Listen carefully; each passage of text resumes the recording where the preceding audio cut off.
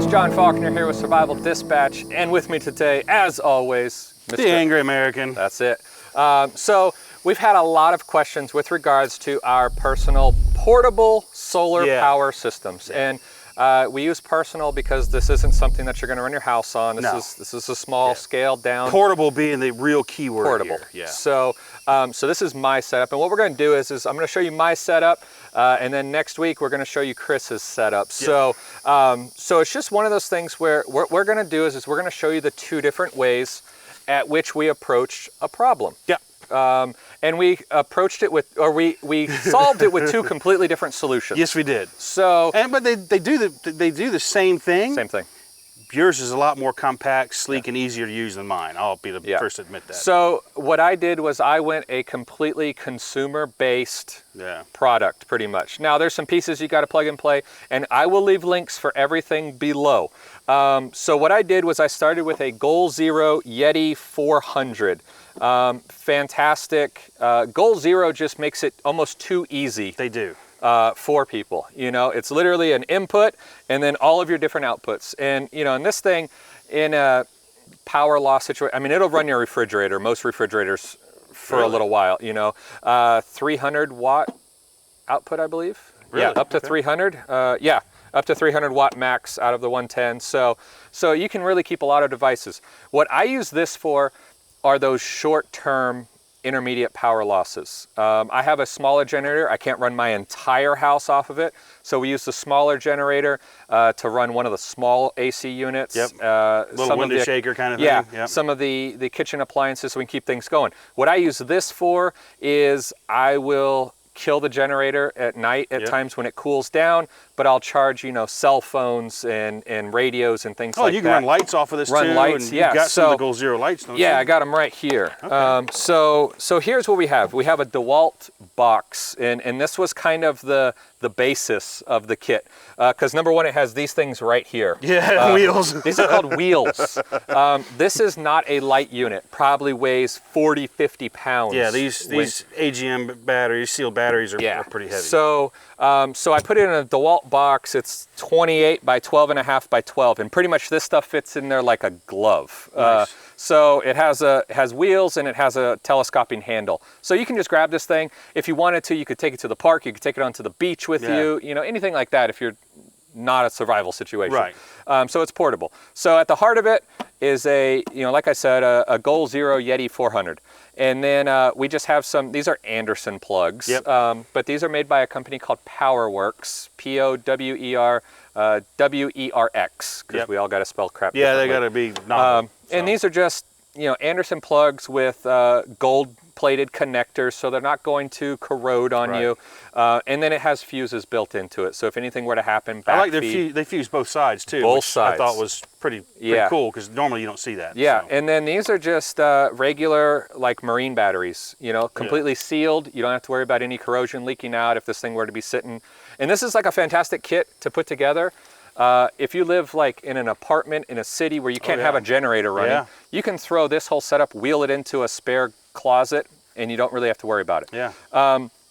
And then within the box, I throw in 2 of the Goal Zero LED lanterns, and these daisy chain also. So, you know, you can put these up, because usually when you're using this, you have no power. Yeah. So be able to light a room up really quick.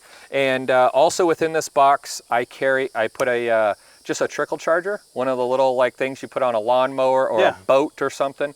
Plug it into the wall right outside the closet. Put it on. I have 2 of them. Hook these batteries up. Yeah. What about this thing? Do you trickle charge this as well? So what I do is I put the charger in there, and every couple of months just plug it in, up and let it charge a little bit. Yeah, and it works really, really well. And then with this, I have the Goal Zero. We just don't have it here today, but it's the standard Goal Zero portable solar panels. But they have, what are they, 40 watt panels? 40 watts. And you have 4 of those 4 of them. for 160 watts to charge this thing, which would be more than enough to charge this. Now, when the panels are hooked to this, it looks like the panels probably come in here, correct? So the panels come in right here to this input. Panels come in here. All right, it just said charging port. So this, when you set that 160 watt panel up, it'll charge this box plus these 2 batteries. Because they're all daisy chain. Yeah. And the only thing is you got to remember, these are 3 independent cells. Yeah. So that's why I put trickle chargers on these. just to keep them up while they're going, because you can get an influx in yeah, cells. if this one is like 20%, and these are at 80, then it's kind of trying to figure out where to throw power. It's like water. It's going to find its own level. Yeah. What it'll do, but I mean, super easy. These literally, you can take these out of the box. You plug them into each side. You know, and the greatest benefit of this is, you know, during a storm, something like that, you're going to have some power in your house. Like you said, charging your phone, which in this day and age in our life, our phone, everybody has one. We're all connected to it. That's where we get all our information from, a lot of entertainment. But two, being able to run some lights in your house without having to use open flames like candles or hurricane lanterns, which I like hurricane lanterns, but living in Florida, I hate running them bastards in the summertime. So I'm a big, huge fan of LEDs. Yeah. And this is pretty versatile, and especially Goal Zero makes all kinds of other stuff too. Yeah, that plugs right in. That plugs right into this thing, and they're a fantastic company. I'm a big fan.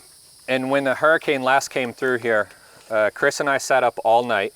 Where Chris was, he barely had any cell phone service. Yeah. So he could barely get text messages. That was about it. So I was literally sitting on my couch, but we had no power. So what I did was I actually put this next to our wireless router. And hooked your internet back up? Plugged my wireless router into it, and like, boom, I had internet, because we hardly had cell phone service. So like I couldn't send Chris text messages with pictures showing like where the weather was coming through, where it was. And so I plugged my internet router and my route into this thing. Boom, I had internet. I was able to, you know, watch local news and stuff on my phone. I was able to do whatever I wanted to. Well, and here's another little tip for you guys too. Some folks may not know about this, and I only know that because recently I was talking to a friend of mine, and he didn't realize it. On most of the modern smartphones, what John just said, when he hooked his router up, you can go into your settings and turn on Wi-Fi calling. So that during a hurricane, if cell towers are down, you activate Wi-Fi calling, you're now going to talk over your internet router. And that's a huge benefit. My buddy Tex McBride, who lives in Wyoming, he and I are writing a book together. He has 0 cell service at where he lives in the middle of nowhere. And it's been a real pain for me and him to communicate. And finally, I'm like, man, just turn on the Wi-Fi calling on your phone. And he was like, what? He's like, hang on. He comes back. He's like, all right, turn it on. I'm like, well, go home and call me. Crystal clear communications, you know. And again, something like this can extend your communications that way. You know, plug your router in, you got internet again. You know, cell phone towers can be down. You know, everything can be down, but your internet's pretty robust most of the time. And all of our internet runs underground. So even if all the power lines and everything went down, it's still underground. So it's always there, and as long as it has power. As long as your router has power, and it gives you access to information. And you know, and during a crisis, be it a blizzard, a hurricane, or whatever, you know, information is pretty valuable. And this is just one more thing something like this can do for you. Because that's brilliant to plug your router in. So super, you know, pretty small setup here, and you can make it even smaller. I mean, you can unplug the batteries and just use the Goal Zero. And then you just got this. That's it. You know, so just this thing. So you know, this is a setup that I've had this for quite a few years.